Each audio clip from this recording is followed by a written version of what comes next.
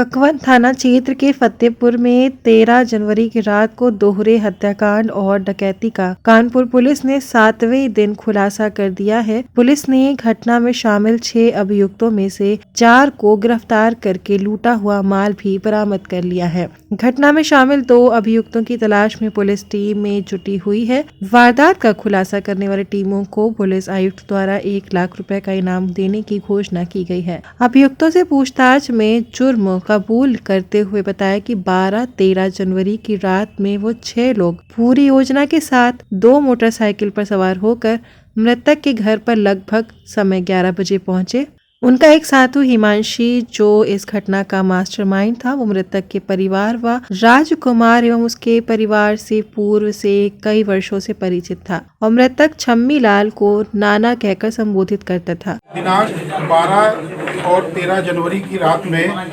थाना ककवन क्षेत्र अंतर्गत फतेहपुर गांव में एक घर में कुछ व्यक्तियों के द्वारा एंट्री की गई और घर में रहने वाले बुजुर्ग दंपत्ति जिनका नाम श्री छम्मी लाल और उनकी पत्नी श्रीमती इमरती देवी थे, उनको उनकी हत्या कर दी गई और घर में मौजूद उनकी पुत्रवधू और उसके 2 छोटे बच्चों को डरा धमकाकर घर में नकदी और जो भी आभूषण थे उनको लूट ले गए। इस संबंध में तत्समय सुसंगत धाराओं में अभियोग पंजीकृत करके सभी वरिष्ठ अधिकारियों के द्वारा मौके पर कैंप किया गया और ह्यूमन इंटेलिजेंस, मोबाइल सर्विलेंस और टेक्निकल साक्ष्य, फोरेंसिक साक्ष्य के आधार पे इस घटना का अनावरण किया गया है। घटना के अनावरण पे जो फैक्ट्स हैं वो इस प्रकार हैं कि कुल 6 लोगों के द्वारा घर में एंट्री की गई, जिसमें जो मेन अभियुक्त है उसका नाम हिमांशु है और वो पहले से जो मृतक का परिवार है उससे परिचित है, क्योंकि हिमांशु के जो मामा हैं वो भिल्लोर क्षेत्र में रहते हैं और पहले से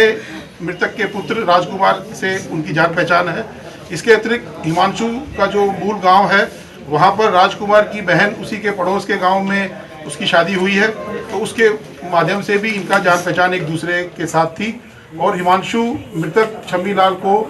आदर स्वरूप नाना कह के बुलाता था। हिमांशु द्वारा घर का दरवाजा खटखटाकर अपना परिचय देते हुए गुटखा लेने के बहाने दरवाजा खुलवाया तथा घर में प्रवेश किया और छम्मी लाल से उसे व उसके साथियों को रात्रि में वहीं रुकने हेतु आग्रह किया, जिस पर छम्मी लाल द्वारा उनके घर के बरामदे में रुकने हेतु बिस्तर एवं रजाई की व्यवस्था कर दी। रात्रि को समय लगभग 3 बजे जब छम्मी लाल और उनकी पत्नी गहरी नींद में सो गए थे, तब हिमांशु ने अपने साथियों के साथ मिलकर वृद्ध दंपति की गला घोंटकर हत्या कर दी और सपना के कमरे में रख जाकर तमंचे से जराकर अलमारी में रखी नकदी और जेवरात निकाल लिए और उसे बंधक बनाकर दोनों मोटरसाइकिल पर सवार होकर जान से मारने की धमकी देते हुए भाग गए। इसी प्रकार हिमांशु अपने 5 दोस्तों के साथ इनके घर पे गया और उसने अपने नाना को, जिसको नाना बोलते थे, छम्मी लाल को आवाज़ लगाई कि नाना मैं हूँ, दरवाज़ा खोलिए।